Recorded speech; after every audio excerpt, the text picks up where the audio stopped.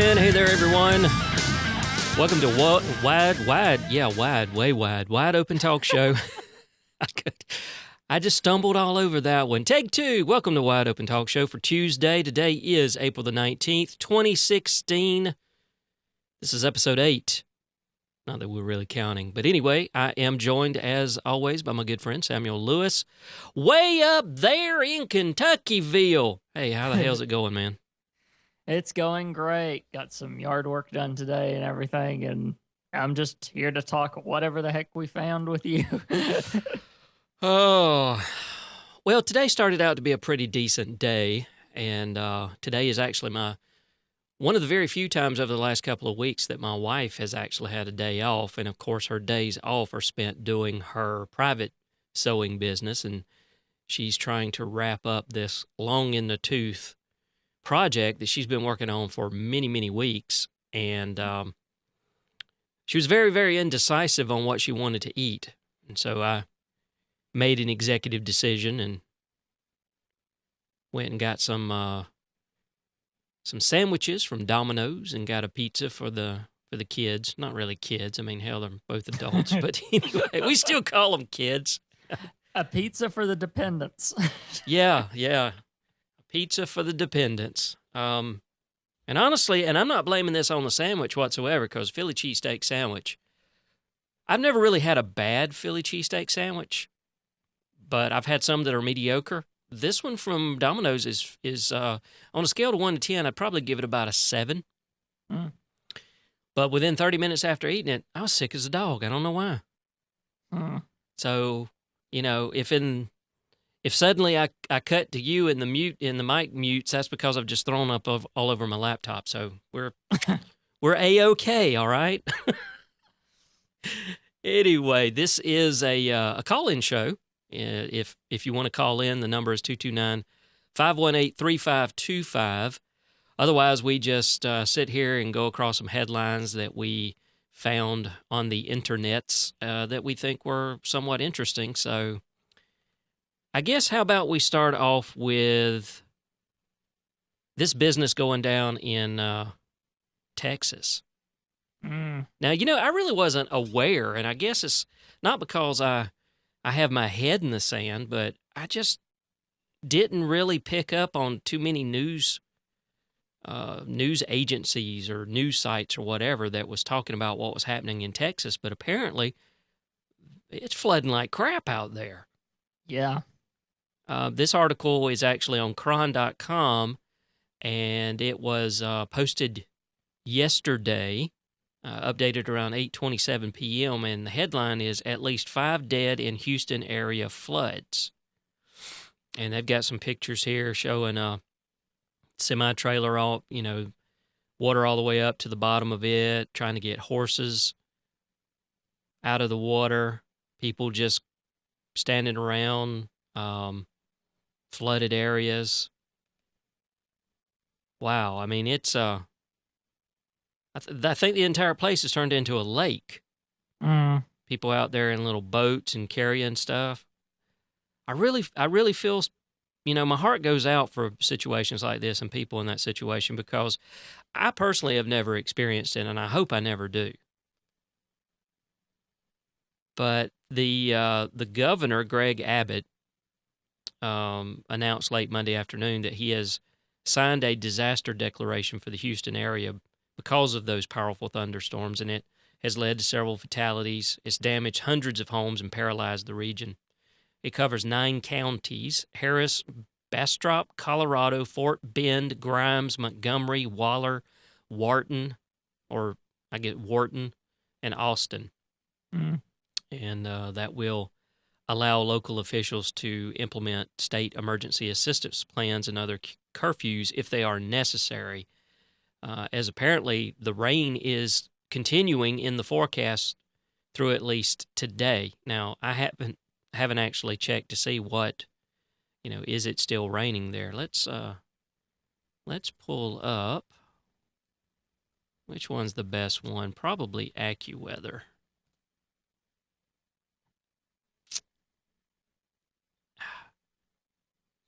I really hate the state of the web nowadays. It's like every time I hover over something, it's like A new pop-up. yeah, or well,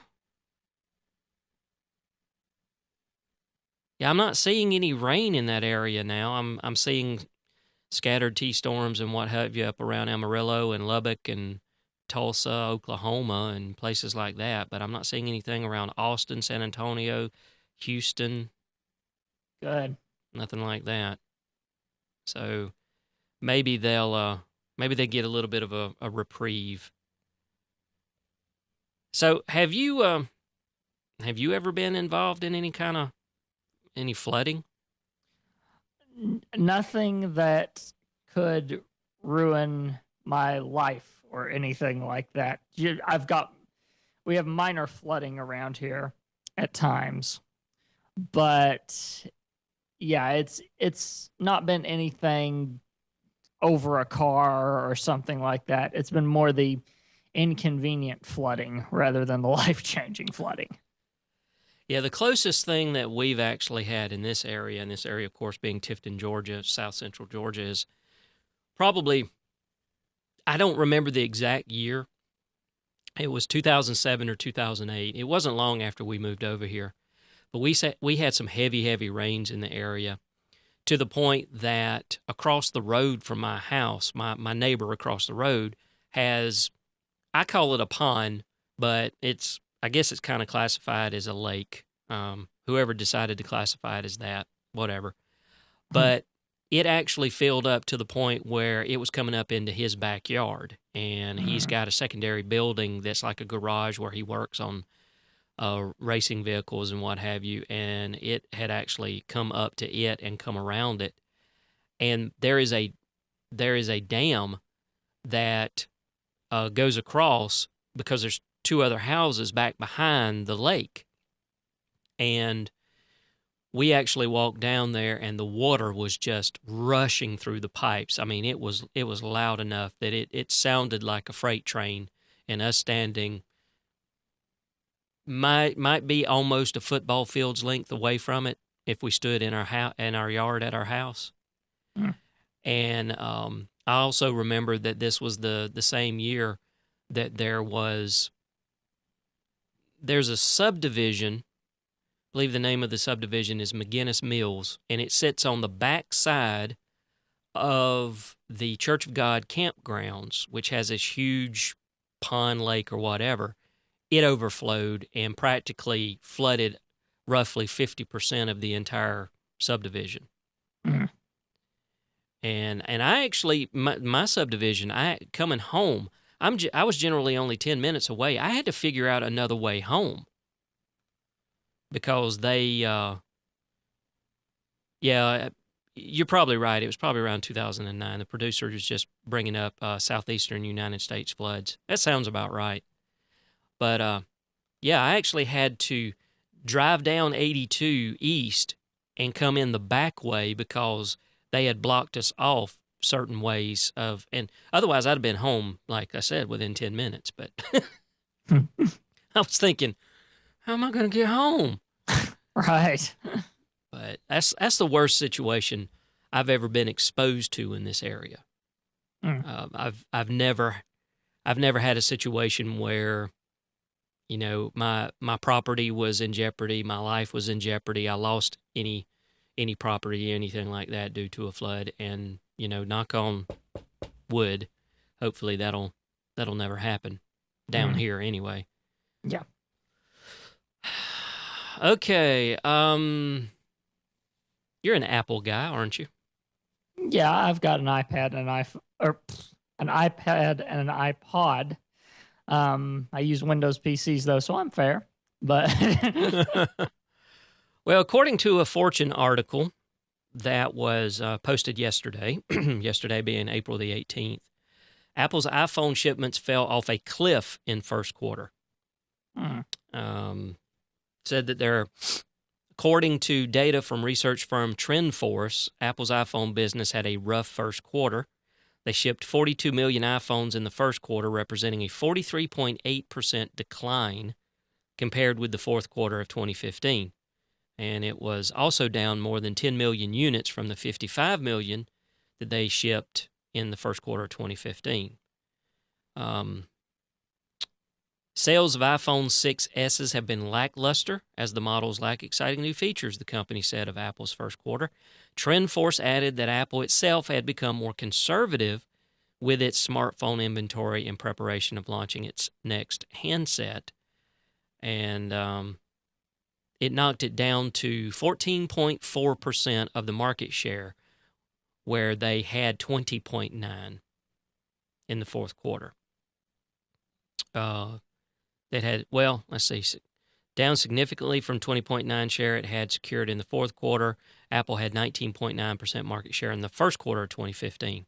Okay, so from first quarter 2015 to fourth quarter of 2015, they went from 19.9 to 20.9, but in the first quarter, by the end of first quarter 2016, they had fallen to 14.4%. Part of that has to do with the fact that, like they said, the 6S was kind of a lackluster phone.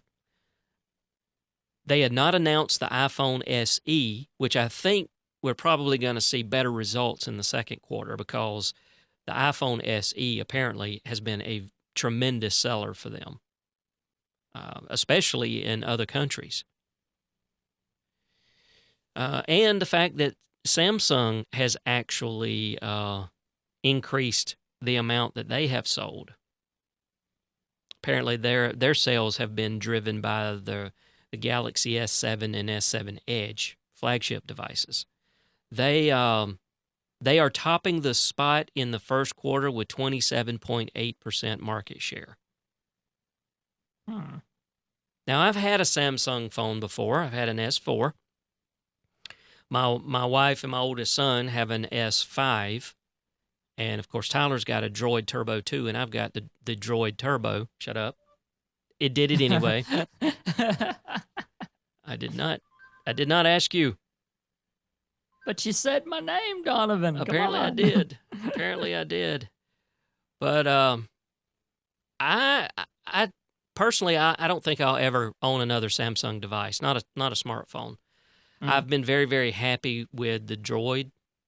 I have seriously considered, especially when the iPhone SE came out, I did look to see if there was a possibility that I could maybe move back over to the Apple platform, but it was going to cost me too much because I got this phone back in October, and, you know, it's on the standard payment plan now, like $25 or whatever it is. It's not under contract, but I'd still have to pay it out to the tune of about $300. And I was like, no, that's not worth it just to get back over into a different ecosystem. Yeah. The first quarter was a solid one for Chinese companies, which they shipped a combined 125 million smartphones. You got Huawei, Lenovo, Xiaomi, I guess that's how you pronounce it, among others. Huawei was the leading China-based smartphone maker during the first quarter. I think you're trying to enunciate Yahweh there. Is it? No, that's not Yahweh. I think that's how it's pronounced. Is it? It's spelled really weird.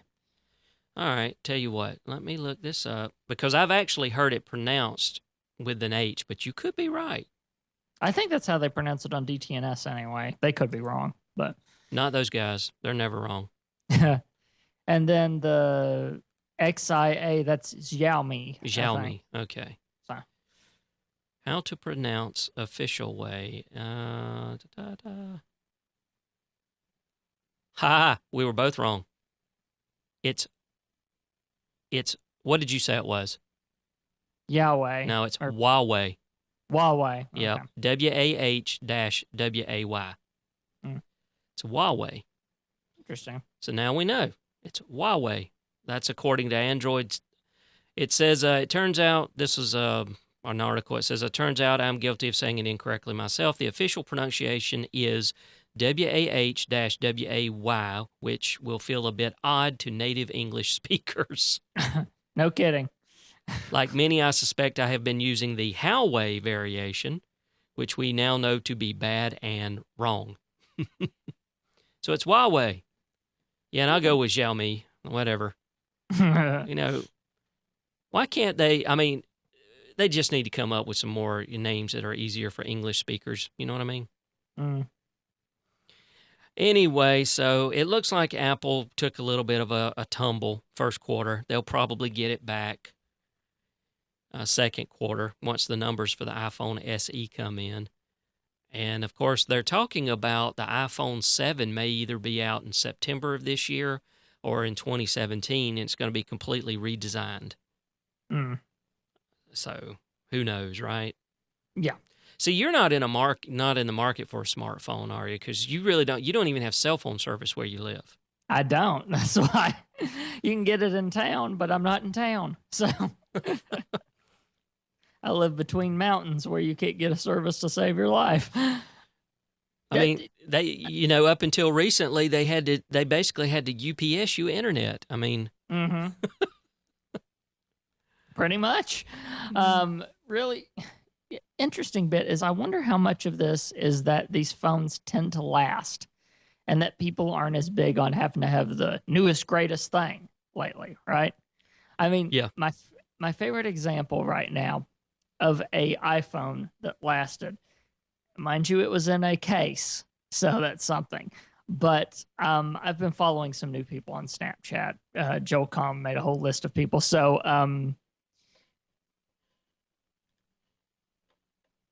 shoot, what's his name? It's something Caveman. But anyway, he went with his wife to a tropical location. I think it might have been the Caribbean or something like that. And he was taking pictures and stuff. Civilized Caveman. There we go. Has his own podcast and everything. But he went with his wife for their honeymoon to the Caribbeans, or like I said, someplace tropical. And they were doing a scuba diving trip. You're only allowed to be underwater a certain amount of time by legal rules, even if something happens, if you're just a tourist. Mm-hmm. So he ended up dropping his phone, still in a waterproof case and everything, mind you, but dropping his phone off the side of the boat. The professional scuba diver that had unlimited time went down there, searched for a little bit, couldn't find it, came up, they figured it was a loss. So then a couple of weeks later, just recently, in fact, suddenly he got contacted by someone. Apparently someone found this phone. It wasn't weeks, it was months ago that this happened. It was like 4 months or something like that. Mm-hmm. Someone found his phone, turned it on to see who it was, and they sent it back to him. Awesome. So the phone was still alive in that case at the bottom of the ocean floor for 4 months and still perfectly fine.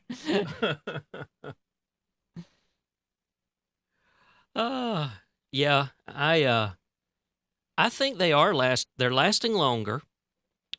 And I apologize to any video viewers, but I just flipped over. I was trying to straighten out your call quality issue that keeps cropping up, so I'm not entirely sure where that is, but anyway. I think we actually did cover on one episode of Tech Slant about the fact that people are keeping their phones longer. Mm-hmm. And we've gotten past that point where everybody just suddenly had to have the latest and greatest. It's like, oh, I've only had my phone for 8 months, and they come out with a new one. I'm gonna pay the penalty and go ahead and get another one. No, people are holding on to. I mean, I held on to my S4 until I was out of contract almost 6 months before I made a decision to actually move to another phone. Yeah, and part of the reason I did that was the phone was still functional. But, it's almost like bit rot. They get to the point where they seem like they're sluggish. You can reset them to factory defaults if you want to. Clean all the caches and all that kind of stuff. Reload your apps. And the things seem to run fine for a couple of months, but then they get right back in that same situation. And I think it has a lot to do with something that I saw happen in the world of Warcraft. Where if you go back and you take the original vanilla from 2004, that thing would play on, I won't say like crappy hardware, but it would play on a laptop that I currently still have, a 2004 laptop that's got a Pentium M processor in it with 1.5 gigs of RAM, 15.4-inch screen. It played on that laptop fantastically. You cannot get the current expansion. Hell, I don't even think you can go back 2 expansions to play decently on that laptop. And so Right. I have to wonder if we aren't seeing the same thing when it comes to apps. You know, every time they update an app, have they done something to tweak the graphics, which is now, you know, if I've got an older phone, my older phone's no longer going to perform as well in this app as it did, say, 2 versions back. So it's almost like programmed obsolescence, where I'm almost being tricked into thinking that my phone is just too old, can't do any of this stuff. And in a way, that is true, because they're engineering the software that way. You know, they're pushing, and I'm not saying they're doing it for nefarious means. Don't get me wrong. I'm just saying that they're taking advantage of the latest and greatest hardware. They're enhancing the code. At some point, your 2-year-old phone's going to be left behind. I mean, it's the reason why certain iOS versions do not, I mean, once you get to a certain version, they start dropping off devices that are no longer supported. I mean, Tyler's got an original iPad. He can't go past iOS 5 point something or another. Yeah. Which means he can't use the YouTube app. Practically, it's almost useless to have an iPad 1 now. Yeah. So sorry about that tangent, but that's just the reason my mind was going there, is to, yeah, I think people are keeping their cell phones longer, but at some point you're eventually forced to upgrade, even though the phone can still pretty much function as a phone, as a device that can get text, as a device that can get email and web pages. But you just start getting that feeling like, you know what, if I had a new phone, instead of this taking 10 seconds, it would have been done in 4. So, okay. You had actually shared this one the other day. Auto mechanics hilariously recreate Renaissance paintings. Yeah, this is cute. It's again one of those visual things. You'll have show notes, obviously, for anyone that's listening to this just in audio. But these guys, it's this combination of things you never thought that you might ever see. So we've got these classic Renaissance paintings, but it's a bunch of beefy auto mechanics doing this, right? Yeah. So like, and some of them are hilarious little details in there. Like in The Last Supper, some of them have the proper facial expressions and everything going on. I mean, the amount of detail that they took in these. I cannot decide if my favorite one is The Anatomy Lesson by Rembrandt or The Creation of Adam by Michelangelo, just because of the tiny little things they do to it. In The Creation of Adam, it's him handing the other guy a wrench. But in that pose, that the finger pointing was, right? Yeah. And the guy is pulling off that pose perfectly, right? And then in The Anatomy Lesson, you got the one guy holding the book that has the exact same hairstyle as the guy in the picture. Beard and all. And it's just this weird little detail and of course, instead of them going over the anatomy of a human, it's a bunch of auto parts and stuff. So they took the fact that they were a bunch of mechanics and sort of fiddled with this a bit, if that makes sense. And it's just a hilarious thing. They even got the lighting down right to where it almost looks like these were oil painted and everything. Yeah. I mean, it's well done photography, well done posing. It's just hilarious. I swear that's got to be Jesus in the first one, in The Last Supper. That dude in the middle, he's a dead ringer. Yeah, right. Well, let me clarify. He's a dead ringer for the impressionistic version of the way Jesus is presented in the United States and most Anglo-Saxon areas of the world. I wasn't going to go there, but yeah, I thought it too. Because you notice the way they positioned, I think that's a hubcap right behind his head. Uh-huh. Yeah. That one guy down at the right, I think he's actually eating ramen noodles. Mm-hmm. He is. Yeah, these are great. These are great. I have to admit, I was at a loss. I have never seen the Anatomy Lesson by Rembrandt.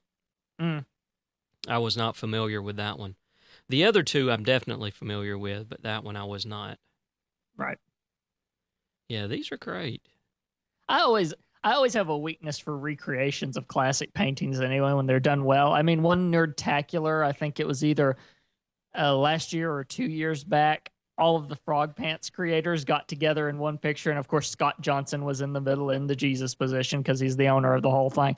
And then they cast everyone in the perfect roles. Like obviously Justin Robert Young was Judas and stuff like that, right? So it's just hilarious the things you can do with recreating pictures like this if you do it well enough. Yeah, let's see. That's Yeah, that's it. That's it. And they did really well at all the posing too. It's like that one is deftly done because you could tell so. And apparently someone did pull it up on their phone to make sure that they got all the poses right. So like Justin is totally in the right pose for the Judas thing and stuff like that. It's hilarious. Yeah, I'm trying to find. Was Terpster not in this? I can't remember if he was there that year or not. Okay, maybe he wasn't. Because most everybody I kind of recognize. Some of them I don't, but I generally recognize him whenever I see him, and I don't see him in this. So, Mm. But yeah, those are kind of cool when they do stuff like that. Yeah. Of course, another famous Last Supper-esque is this one. Battlestar Galactica. Oh, yeah, of course. Right. Yeah. Okay. Moving on, if I can get this website to actually pull up. Otherwise, I may have to skip. Oh, no. Here we go. Okay. Foul drunk UGA student arrested for using fart spray in an Athens bar. Could you give us a more bro story, right? I know, right? Oh, goodness. All right, so apparently this happened on April the 9th, around 1:30 a.m. in the morning at a place called Whiskey Bent. And the guy's name is Blake Leland Zingo. He's 20, of Bogart, Georgia, which, by the way, I did not know there was such a place in Georgia as Bogart. Anyway, the article's kind of cheeky because it says, it gave an entirely new meaning to the phrase "college boys stink." But what he did is he allegedly sprayed an offensively smelled prank called liquid ass into another bar patron's face. Now, the product, as described on the website, is an overwhelming, stinky, funny prank product. Watching the facial grimaces of people and hearing their comments about the part your hair gagging stench will have you laughing until it hurts. That's from the website. Yeah. Oh, it says the rest of the description is rather unflattering and could only be funny when used by a 20-year-old college guy. So the police, the police report indicates that he was slurring his words and very inebriated at the time of the arrest. He sprayed it into the face of a 21-year-old woman, but she did not press charges. But unfortunately, several of the bar-goers left Whiskey Bent because of the sour-smelling atmosphere. You don't say. So he was charged with underage consumption of alcohol, disorderly conduct, and public intoxication, and was released on $1,500 bond after spending a measly 2 hours in jail. Oh, that's right. He was 20 and the drinking age is 21, isn't it? Yep. Yeah, I totally forgot about that. It's never been relevant, so my brain went for a second. Yeah, by the time I reached 18, it was like I was chasing that age. I was like, yeah, I'm going to be able to drink by the time I'm 18 legally. By the time I got to 18, it was 21. Didn't matter. I drank anyway. So, Uh, and thus started my spiral down into the deep, deep depths of whatever. Okay. I've never heard of this stuff.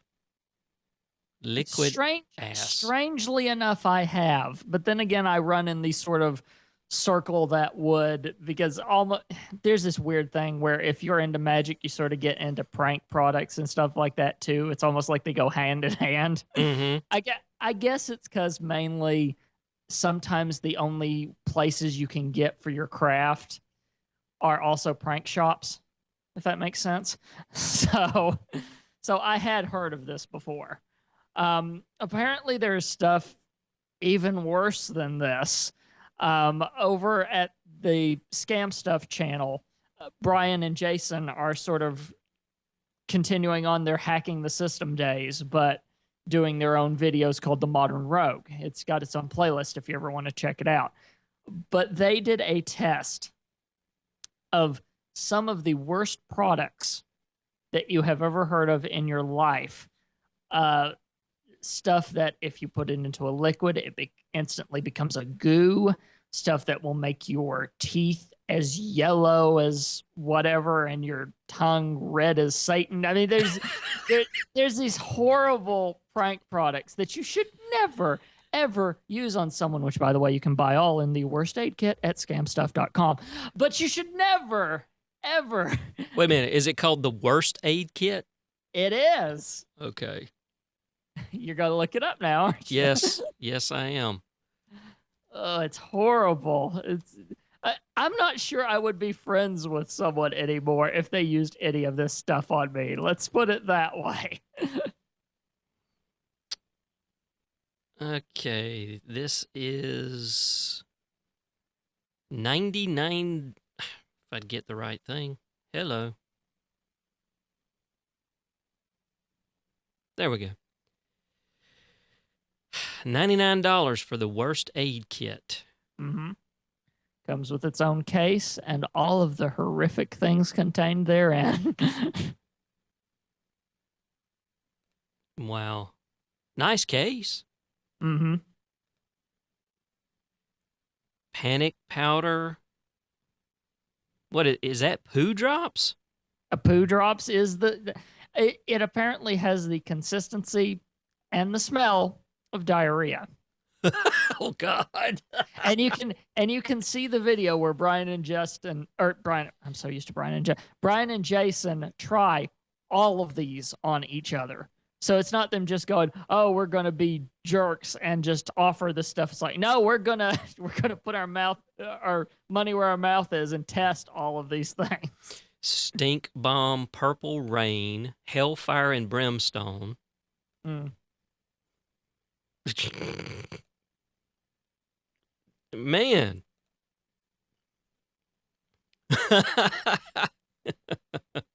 Picture of them in their white suits, and apparently that was not smelling too good.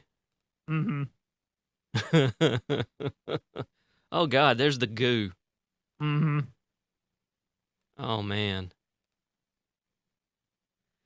Worst aid kit. Wow. The purple rain may be my least favorite out of the entire kit, because what it is, it will ruin clothing. Okay? Just flat out ruin clothing. But it is a powder, I think it is. Yeah, it's a powder. And it will not come off of clothing. But as soon as that powder gets wet, it makes a blue stain that just runs on a piece of clothing. So if you want to ruin someone's shirt and have a delayed reaction time of ruining that person's shirt, go ahead and put this on it and see what happens. It's horrific. Yeah, one commenter said, because I was scrolling down the page, said, "I've used the purple rain to catch the person who was stealing my food at work. Put dry purple rain on the Tupperware, and he was effed." In that case, the person deserved it, I think, so that's fine. Wow. And that stuff's called dewdrops, not poo drops, but it's still the diarrhea. Yeah. Yeah, dewdrops, stuff smells and feels like the real diarrhea. All right, hellfire and brimstone. This is a concentrated discomfort. It stings, it burns. When applied to skin, the feeling will be reminiscent of that time when thousands of fire ants crawled up your back, then started biting you all at once. You know, I've never experienced that pain, and I really don't care to. Yeah. Then we've got panic powder, which is military-grade riot control agent. Mm-hmm. You start sneezing, then you cough, feel like you can't breathe. Wow. I hope the heck they checked all their liability requirements over on this stuff. Because I could imagine some people, and I noticed they got warnings all over the bottles. Oh, yeah. I saw that. But, geez. Yeah, I don't want any of this. I'll admit, the liquid nightmare I could probably have fun with, right? Because then you'd have this childlike, even if you didn't use it as a prank, just take a bottle of water and put stuff in it, and then let's have fun. But otherwise, yeah, it's.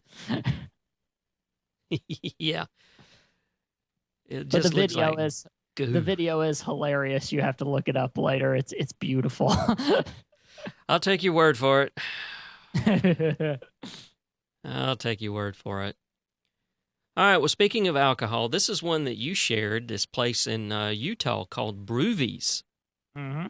Was cited for serving alcohol while showing Deadpool. Which really, it's because I got this from the morning stream this morning. Someone in the Tadpool brought it up. Mm-hmm. Because after all, Scott's in Utah, so everyone has to level everything at Scott when he's in Utah.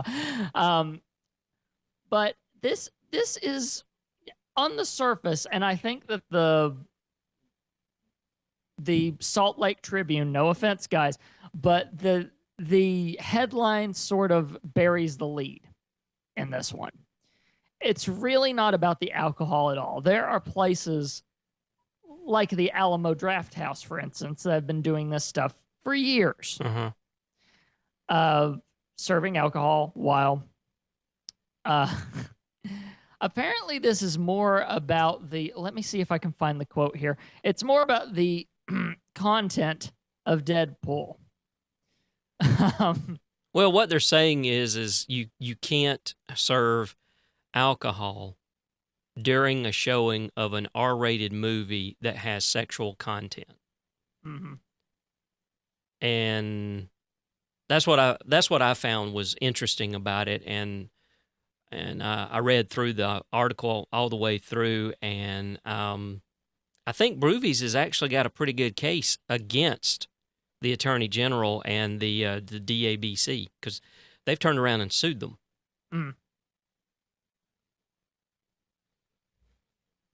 But yeah, that's where was that?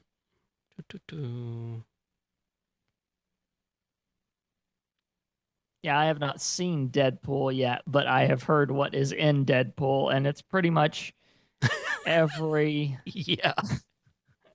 everything that would make R-rated, and even some R-rated movies make some R-rated movies blush is inside that movie, apparently. Well, Marina Baccarin said that there's a collection of scenes where she and Ryan Reynolds go through a year of having sex. Mm-hmm. And yeah, I think she said, by the 12th time, they just kind of looked at each other and said, well, we're pretty good friends now. Yeah. So, all right. So basically what we've got here is in Utah, we've got the Department of Alcoholic Beverage Control, which is DABC. Brewvies has actually been fined before because they were serving alcohol during a showing of The Hangover Part 2, which I've never seen. I never actually sat down and watched the original Hangover. I just happened to catch it, bits and pieces of it on television. Me neither. The weird part is my parents like those movies, and I haven't watched them yet, so go figure that one out. Wow, that is a head scratcher. So they were fined $1,627 for that infraction. Now they're looking at a fine of up to $25,000 and a 10-day suspension of their liquor license. Mm. But what I found interesting about this was, I'm trying to find it down here. Results, another instance. All right, an investigation narrative also includes the final credits where a drawing of the main character male is shown as he rides on the back of a unicorn. He rubs its horn briefly until the horn shoots out rainbows, stimulating an orgasm. Wait a minute, is that in Deadpool? Okay. Yeah. All right, so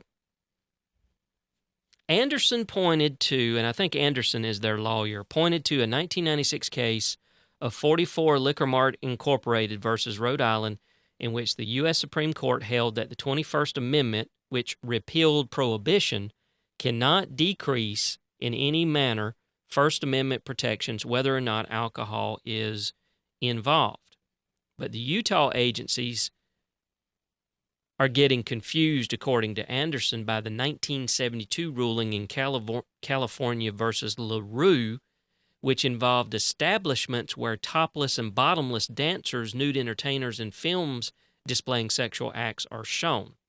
Right. So, Okay. yeah, so what they're trying to do is say, hey, if you go by this ruling, anything that's got nudity in it and alcohol is against the law. But if you go back to the 1996 Supreme Court case, they're saying, no, you still have free speech, First Amendment protections. So yeah, there. To me, there's a fine line. Personally, I'm on the side of Brewvies. Simply because, big deal. It's got nudity in it. It's got profanity in it. What's the difference? I mean, what's the connection between that and alcohol? Yeah. I mean, now I can see that, and this is what blows my mind, is because you go to a strip club. Okay, there's a couple of things in there that happen. A, they strip. B, there's alcohol. Mm. So I don't understand this inconsistency. So it'll be interesting to see how this plays out now that Brewvies has basically turned around and sued the Attorney General and the DABC and saying, hey, not only do we want you to drop this infraction, but we want our money back from the other one. And we want you to leave us the hell alone in the future because we're not breaking any laws. Right. Oh, I love this one commenter. It says the AG and the DABC don't want to comment because they know they're about to look stupid nationally again. The way that someone put it this morning, they said, "Oh, a conservative base in a conservative state is trying to do something conservative." I'm shocked. It's yeah. Oh, and a point that our producer just stated, in those strip clubs, you are required to purchase something. Mm. When I went to Vegas in 1993, we were walking down Fremont Street, and this was before they put the canopy up. And there were girls out there handing out these flyers, come in here, come in here, come in here. Yeah. So finally, my boss at the time, Joe, and we'd gone out there, and so we said, okay. So we went in there, and it was a 2-drink minimum, and it's not like they brought you one drink and then waited for you to say, hey, I need my other one. They bring you both drinks at the same time. right. So one of them's getting watered down, or either you better start shoveling that stuff in quickly. And this was one of those strip clubs where she'd strip off everything except the bottoms. She kept the bottoms on. And, but yeah, so I don't know. It really seems ridiculous. I've always joked that you never wanted to have me ever in a strip club because we would be in trouble by the end of the night because the place would be out of business. I would just be talking to each one of them, going, there are other options. You're right. Because you know me in advice. I usually end up helping someone out if they need help. So that situation, we'd be kicked out. Either that or the place would be out of business. One or two would happen by the end of the night. Yeah. Oh, yeah. You'd see it they'd be tracking it on the graph, and it's like sales. What happened here? Well, that's where Sam and Donovan came in. Yeah. These guys are banned from ever being in here ever again. Well, except Donovan. He's okay. He was over there actually dishing out the money while the other guy was trying to get all the ladies to leave. In fact, spread the word to all the other clubs. We owe it to them, too. Put a thing up. This guy is banned from every single club around here. Yeah. Beware of the ginger. He will take your soul. Oh, goodness. All right.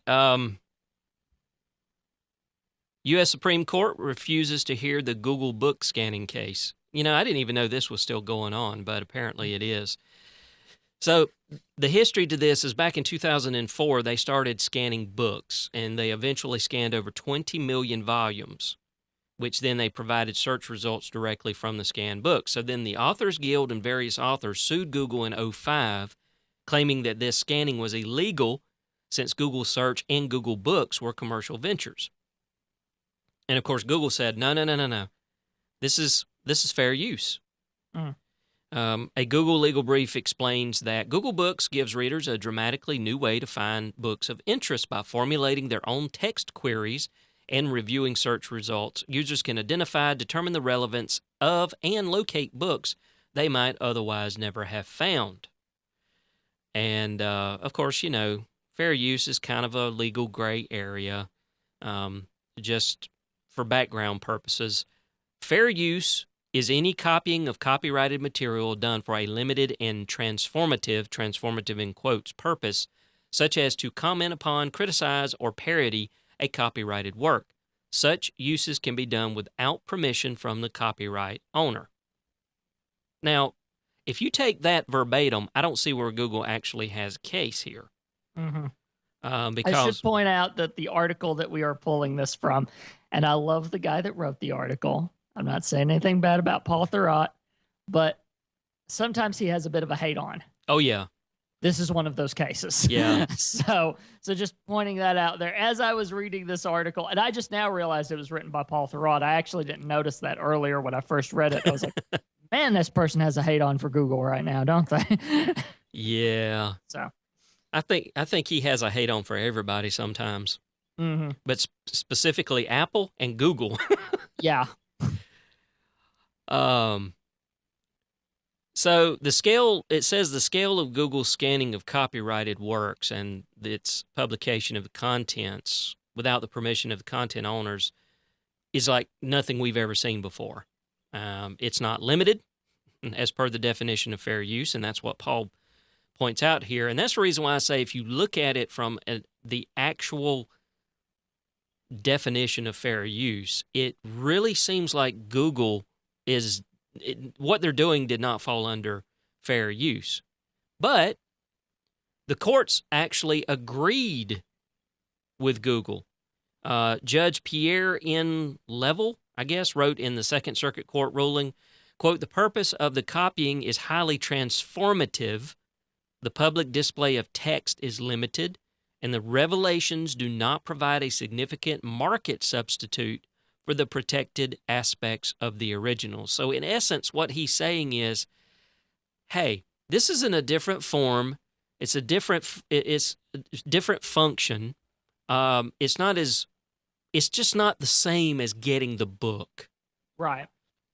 And because he ruled that way, the Authors Guild decided to appeal to the U.S. Supreme Court. And since the U.S. Supreme Court has declined to hear the case, that means the previous court decision now stands. So the case is officially over, and Google has won. They made a statement. They said, quote, "We are grateful that the court has agreed to uphold the decision of the Second Circuit, which concluded that Google Books is transformative and consistent with copyright law." So Sam, what are your thoughts on this? I mean, how do you feel if you were an author and you had published, I mean, this was your livelihood, let's say. Mm-hmm. And suddenly your books were being scanned in and made available for searching on Google. How would you feel about that? I would oddly be okay with it. That might be a bit shocking. This case has been around for so long that I've had time to dwell on it a little bit, right? You know. And the thing is that there is this very weird thing about the internet that a lot of people don't consider, especially people that make money and stuff like that. That's a weird way to put that, but you kind of know what I mean. Yeah. But the setup is that for some reason, even if your content can be found out there for free, people, if they want to support you, will still pay for it. That is true. There are artists that have given out, and this has been in the music industry, one of my beats, right? Have given out entire albums, and people still go, have some money for this. Because they want to support them. I don't think that necessarily having your content out there to be viewable or listenable or whatever destroys your business automatically, if that makes sense. Yeah. It's one of those nuances that exist. And I tend to think especially big groups and organizations and stuff like that usually do not think of it that way. And as a result, it makes them panic. So, and they made this interesting thing about, this is another example of how standoffish we are in our government versus the EU, right? I like how standoffish our government is with technology. Don't change it. Okay? Otherwise, we got the freaking right to be forgotten coming over here, and that's utter BS. So that's... You don't feel like you have the right to be forgotten? Wait a minute. Who are you? Anyway. No, I get that. And you do have some fair points there. I mean, we have to look at the fact that a lot has changed in the way business is conducted now, especially with the internet. I mean, the number of online businesses that I've read their case studies, you know, how did they get to where they are today? Membership sites, as an example. They give away tons and tons and tons of content for free so that they can set themselves apart as, we are the authority, we do provide good content. Now, don't you think we're worth paying $20 or $30 a month to be a member of this site so that you get even more content inside the site? You know, and like you say, I mean, giving away music. Giving away music is, I mean, you gotta get your message out there somehow. I mean, look at what we do. I mean, we podcast. We give these podcasts away. We don't charge people for these podcasts. Right.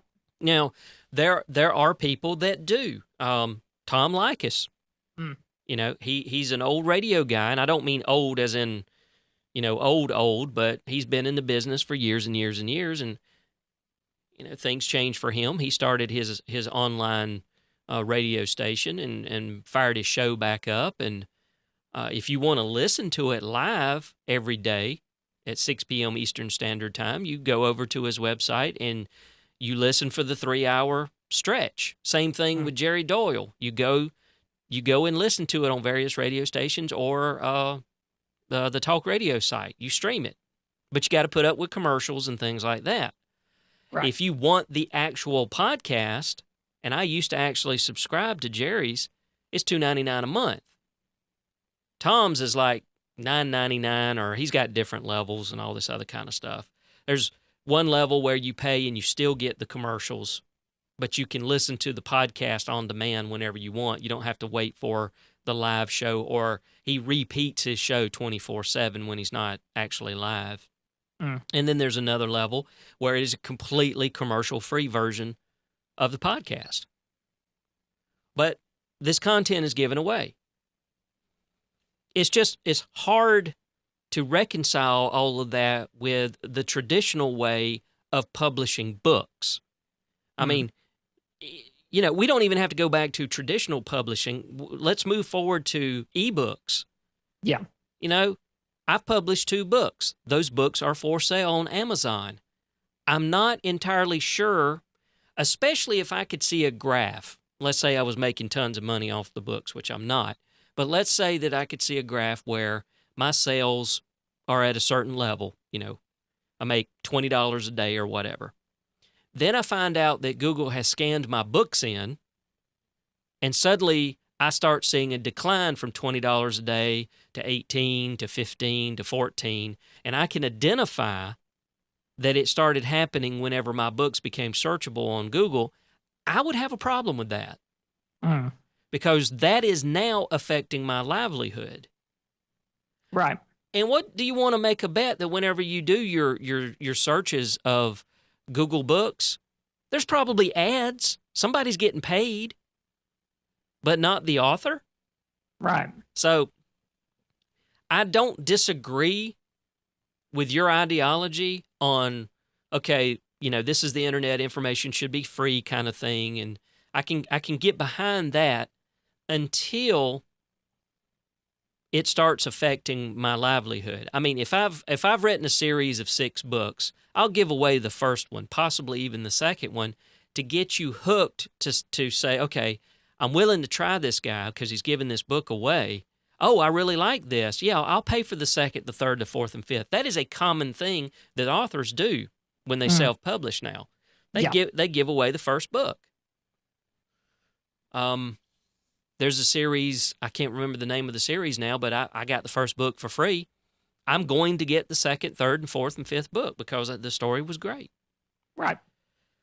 But to me, I realize that the Supreme Court probably has bigger fish to fry when it comes to cases, but I really think this one probably should have been reviewed by them. But that's just me. Well, I'm curious how much evidence of damage they actually have, or if it's them just assuming it's going to damage them and going for it, right?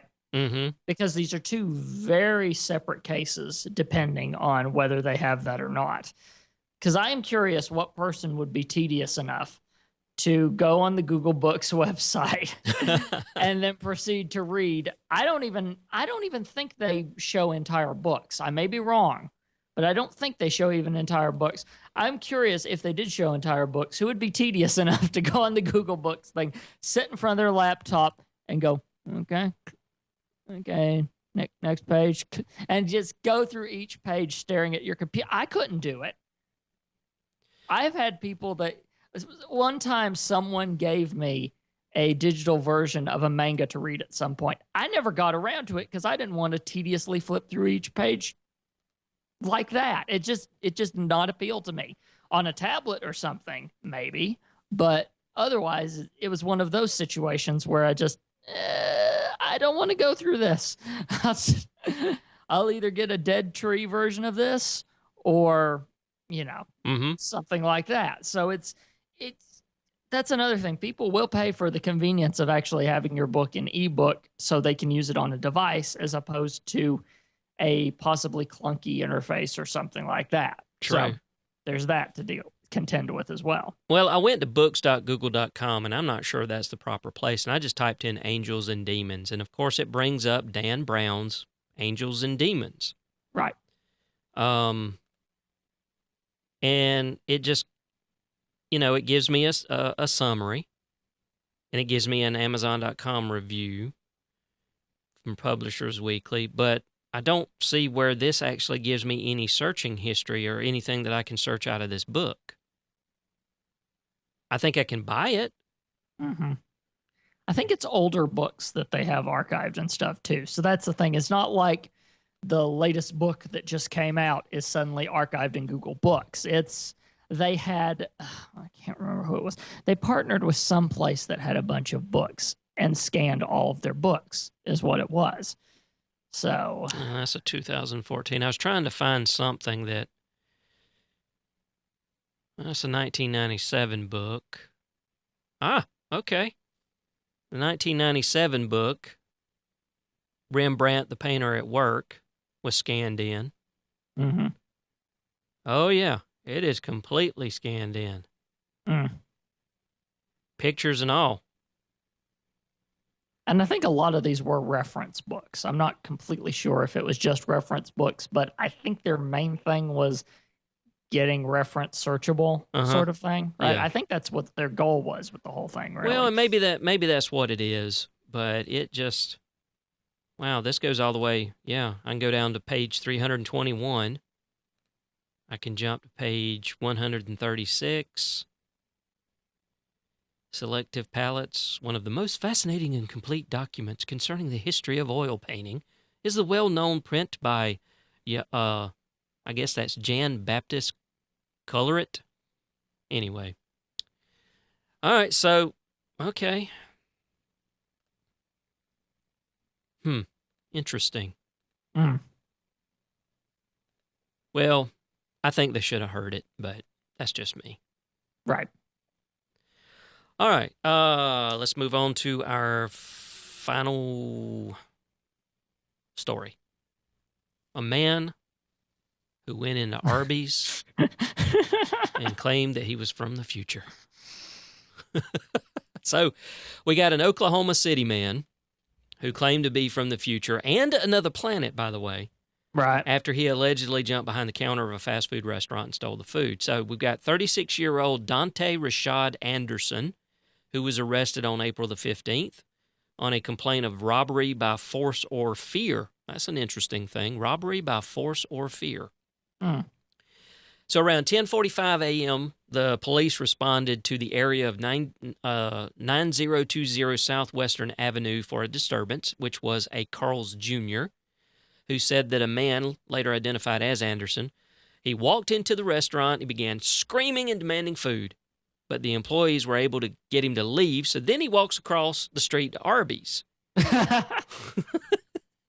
Okay. So then the Arby's manager told police that Anderson jumped on the front counter, demanded food, then he jumped off the counter. He allegedly grabbed the manager, which apparently was a woman, forced her toward a wall. Then he grabbed a handful of bacon and chicken and walked out of the business. Y'all said you had the meats. I've come here for the meats. Oh, goodness. On his way out, he allegedly broke a glass door. Let's see, he was possibly under the influence of some sort of narcotic or intoxicant, suffering from some type of break with reality. He did mention that he is from 4 years in the future, and this is how people will get food during that period of time. We're just going to walk into an Arby's, jump up on the counter, and grab the food. Well, it saves time. Well, yeah. As he walked across the street, he kicked and damaged several vehicles. Witnesses told police they saw the man eating bacon as he crossed the street. At least I got bacon. Yeah, what else are you going to do with it, right? Oh, God. Patricia Beadle has her own business in Noble, and she tells KOKH that she was delivering T-shirts Friday when Anderson allegedly began kicking her car. This Quote, is my favorite quote from this entire article, by the way, so carry on. Quote, he jumped up like he was Chuck Norris and just kicked the crap out of my car. I mean, he kicked it so hard, you could just feel the momentum of him kicking it.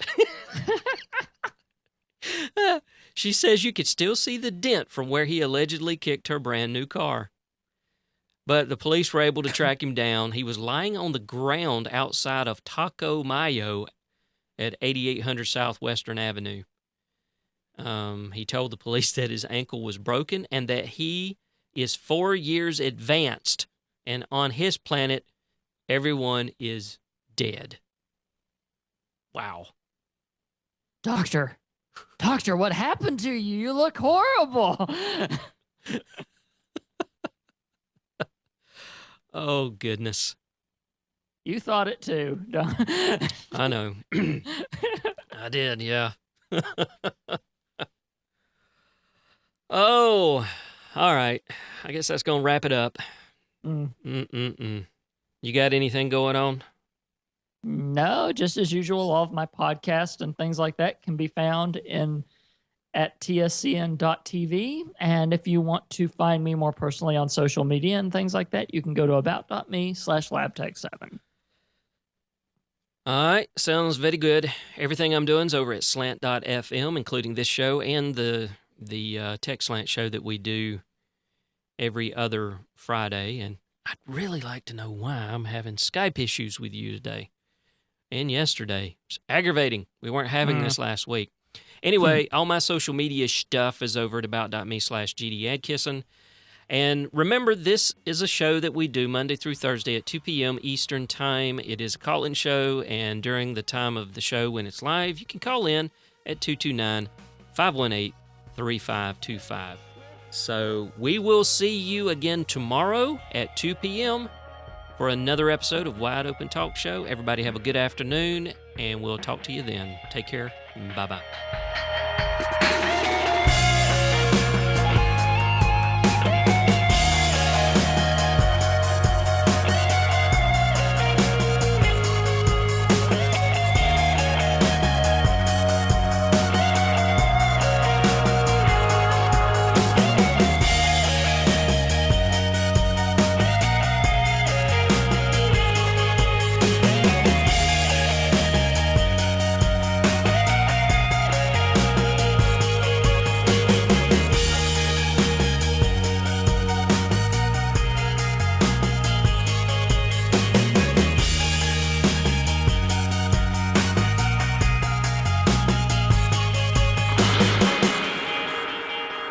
This show is a production of the Slant FM Digital Network. Find more at slant.fm.